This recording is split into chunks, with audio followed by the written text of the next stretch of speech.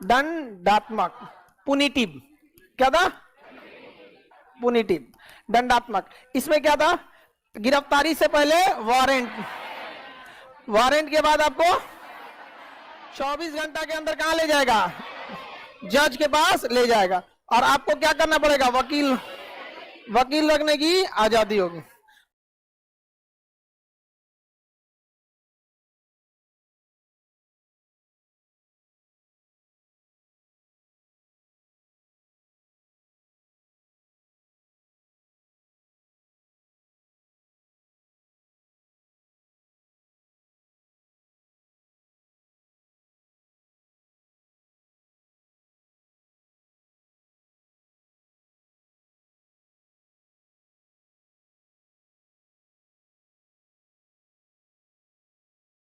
Police और वकील में थोड़ा भी नहीं जमता। रीजन समझिए क्या है। 10 से 5 वकील को रहना है कोर्ट में। वो जितना देर कोर्ट में रहेगा उतने देर कमाएगा, वो उसका वही कमवे।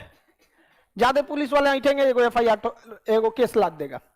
अब पुलिस वाले का काम है कहीं और, आओ सुनवाई के लिए कहां पे? कोर्ट में। आओ यहाँ बार बार आएंगे, डिपार्टमेंट आपको नौटंकी कर देगा। पता चला आप पटना में थे, ट्रांसफर हो गया भागलपुर, लेकिन फिर आइए आप पटना, दौड़ा के रद्द कर देगा। वकील को क्या करना है? वहीं रहना है दिन भर। नहीं समझ आया? अच्छा, वकील लोग करें ना, अगर पुलिस का केस थाने में सुना जाता ना तो पुलिस वाला नहीं डरता। आओ वकील साहब थाना में डेली। तो उनको थोड़ा जुडिशियली को पावर बहुत है, वकील लोग को पावर ज्यादा है। हालांकि वकील सब पे कोई कोड और नहीं ना लगता है, कंडक्ट वगैरह कुछ बोल देगा। जज को तो कम से कम थोड़ा सा मर्यादा में रहना पड़ता है, पद की गरिमा का ख्याल। वकील लोग से ज्यादा ऐठिएगा तो व्यवस्था कर देगा।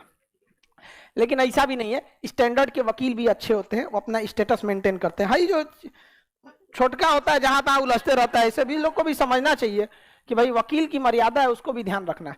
अब दूसरा होता है निषेधात्मक,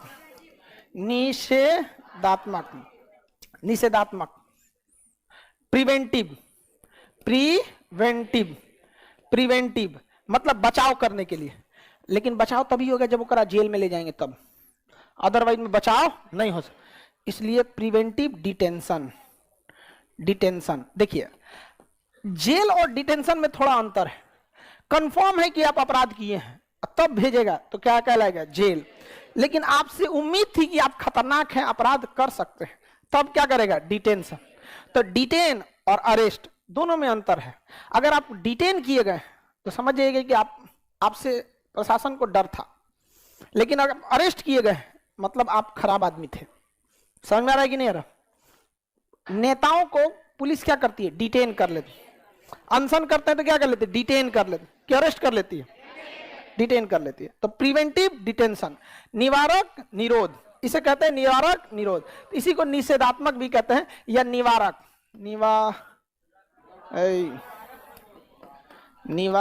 निरोध। रोक देना, अपराध करने से रोकना। देखिए, इसका उद्देश्य होता है कि अपराधी को अपराध के बदले सजा देना। वारंट दिखाएगा, पकड़ेगा, जज को ले जाएगा, वकील साहब अपना बात कीजिए, नहीं तो जाइए 10 साल 20 साल जेल सुना। इसका मुख्य उद्देश्य अपराध के बदले दंड देना। इसका मुख्य उद्देश्य अपराध को रोकना है, अपराध को रोकना। इसमें आपको कोई भी तरह का वारंट नहीं दिखाया जाएगा। इसमें आपको 24 घंटे के अंदर जज के पास नहीं ले जाया जाएगा।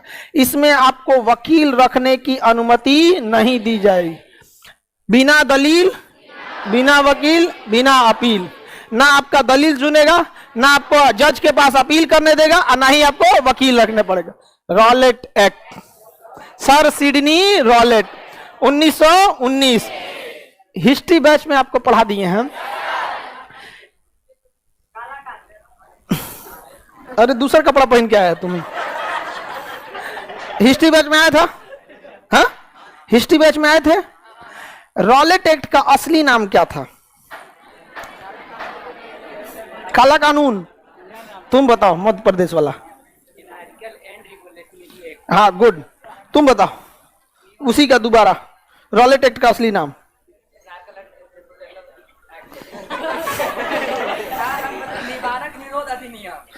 बकलोलवा कहेंगे। रॉलेट एक्ट का असली नाम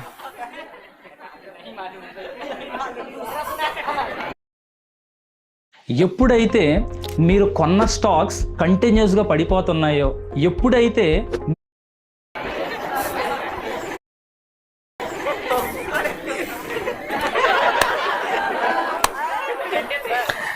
एनार्कल एंड रिवोल्यूशनरी एक्ट कह रहा है कि सर हम बताएंगे, उसका असली नाम है निवारक निरोध अधिनियम।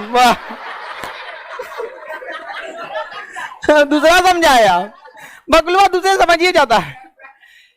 एनार्कल एंड रिवोल्यूशनरी एक्ट, आज भी वो एक्ट जिंदा है कि नहीं है? इस एक्ट के तहत आपको पुलिस उठा ले जाएगी, दरवाजा खटखटाएगी, खोलिए, कौन, चलिए लेके चलती पता नहीं, चिल्लाते रह जाएंगे। दो चार को महिला पुलिस भी लाएगी, घर की महिला चिल्लाएगी हमारे बुढ़ाऊ को कहा ले जी तो रोक देंगे सर, अरे बुढ़ाऊ, अपना ईयरफोन करेगी सबसे पहले, फलना बाबू के उठा लेगी लो। ये सब पति का कोड होता है, अब नाम नहीं ना लिया जाता गांव में। अब आप लोग गांव से होंगे तो आपको पता होगा। हाँ हाँ, फलाने बाबू को ले गई तो पुलिस उठा के लेके चली जाए। 3 महीने तक पुलिस के पास ये अधिकार होता है, 3 महीने बिना किसी कारण आपको जेल में रख सकती है। और केवल 3 महीने नहीं, अगर पुलिस को लगता है कि नहीं इस इंसान को 3 महीने से ज्यादा रखना है तो गृह मंत्री को लिखता है, राज्य के गृह मंत्री को, क्योंकि राज्य की पुलिस, राज्य के गृह मंत्री और केंद्रीय पुलिस जैसे सीआरपीएफ, सीआईएसएफ, ये सब केंद्रीय गृह मंत्री के, तो राज्य के गृह मंत्री को पुलिस हेडक्वार्टर से रिपोर्ट लिखा जाता है कि इस इंसान को छोड़ना नहीं है, आप हमें अनुमति दे दीजिए। तो गृह मंत्री भी लिख देता है रखिए अभी 2 महीना और हो, तो 3 महीना और रख सकता है। तो यानी 6 महीना का तो आपको एकदम कंफर्म है, और उस 6 महीना के बाद आप चाहेंगे तो हाई कोर्ट में जाके अपील कीजिएगा। तो फिर हाई कोर्ट पुलिस से पूछेगी छोड़ने लायक है कि नहीं है, देखिए 6 महीना हो गया छोड़ दीजिए। तो पुलिस कमिश्नर खड़ा होकर कहेंगे कि सर बहुत दिक्कत हो जाएगा इसको छोड़ेंगे तो, अभी इसको कम से कम 3 महीना और रहने दीजिए। जज कहेगा कि और रहने, फिर कहेगा 3 महीना और, तभी रख सकते। यानी अगर पुलिस ठान लिया ना, पुलिस ठान लिया तो 6 महीना तो आपको कंफर्म सड़ा देगा। उसके बाद मामला जाता है कोर्ट में, क्योंकि कोर्ट में वकील की बात चलती है। समझ में आ गया? जब धारा 370 हटाया गया था, कश्मीर वाला चिल्ला रहा था, उससे हटने से पहले धारा 370 हटाने से पहले हमारी लाश से गुजरना होगा। अमित शाह ने कहा कि इससे बड़ी, तो इसमें कौन सा बड़ी बात, गुजर जाते ये सब, ये नेताओं का एक फेमस वर्ड है, लाश से गुजरना पड़ेगा, पहली गोली मैं खाऊंगा। अरे तो सरकार के पास एक को गोली है का? ऐसा लग रहा है एक गोली खा लेंगे तो फिर सरकार को गोली खत्म, शासन से नहीं लड़ पाएंगे। सीधे क्या लगाया गया, निवारक निरोध अधिनियम, निवारक निरोध अधिनियम लगा दिया गया, 3 महीने के लिए गायब। जम्मू कश्मीर वालों को 1.5 साल गायब रखा गया था, 1.5 साल। नियम कितने महीने के लिए और गायब कितना दिन था, 1.5 साल। हालत ये हो गया था जम्मू कश्मीर का कि जम्मू कश्मीर के किसी व्यक्ति को जब कोर्ट में जाना होता था ना, तो सरकार इतनी नकेल कसी थी कि वो जम्मू कश्मीर के हाई कोर्ट में जाने से आसान था उसके लिए दिल्ली आके सुप्रीम कोर्ट जाना। इतनी भयानक वहां व्यवस्था की गई थी, गली गली में पुलिस रखा गया था। 370 नहीं हट सकता है, अजब हाल है। अंबेडकर का संविधान है, यहाँ बहुत बड़का बड़का होशियार लोग यहाँ पानी पिला के रख दिए उनका। ऐसे ही अंबेडकर साहब को इतनी इज्जत दिया जाता है, बिना कुछ कहले नाम होता है। आज भी लोग, उनके विरोधी भी उनका नाम इज्जत से लेते हैं। ये थी अंबेडकर साहब की खासियत। आप कितना भी कर सकते हैं, आप अंबेडकर से कितना भी विरोध कर सकते हैं, लेकिन मजबूरी होगी आपको इनको इज्जत देना। समझ में आ गया अंबेडकर साहब को? लेकिन आजकल क्या है ना कि लोग बस नाम ले, उनको पढ़ना छोड़ दिया है लोग। समझ में आ गया कि नहीं? उनको ना यूज करना सीख गया अंबेडकर साहब को, जबकि अंबेडकर साहब इस्तेमाल हो रहे हैं। जबकि अंबेडकर साहब से लोगों को सीखना चाहिए कि इतनी विषम परिस्थितियों में उन्होंने पढ़ लिख के कितना आगे गए थे। केवल ये नारा लगा देने से नहीं होता, तो ये सब शिक्षा के चीजों को समझना चाहिए। तो आप इतने समझ में आ गया कि नहीं? रॉलेट एक्ट कभी भी जिंदा है कि नहीं है? ये तो अभी नॉर्मल बात है। अभी देखिए, ये 22 का 1 2 3 4, 22 के 4 से लेके 7 तक है। 22 के 4 से लेके 7, जिसे 4 में बोला है कि 3 महीने तक रख सकते हैं, 5 में बोलता है, 22 के 5 में बोलता है कि 3 महीने से ज्यादा रखना है तो फिर हमको सरकार से लिखित लेना पड़ेगा, फिर उससे ज्यादा रखना है तो कोर्ट में जाके मांगना पड़ेगा। तो ये व्यवस्थाएं हैं, लेकिन बस आपको क्या रखना है, 22 का 4, 22 का 4। निवारक निरोध अधिनियम, अपराध करने से पहले आपको उठा ले जाएगा, इसलिए ज्यादा मत उड़िएगा। फिल्मों में देखते हैं तो गुंडा कहता है कि मैं बंदूक लिया हूं, अपराध थोड़ी किया हूं, जब तक मैं अपराध नहीं किया आप गिरफ्तार नहीं कर सकते। हमरे बैच का लड़का पढ़ल रहेगा ना, मार के वहां पे बैठा देगा उनको, यहाँ पे चल 22-4। समझ में आ गया कि नहीं आ गया? किसी को दिक्कत? ये सब चीज में कभी नहीं, कानून तो स्टिक रहना चाहिए। 22-4 समझ में आ गया कि नहीं आ गया?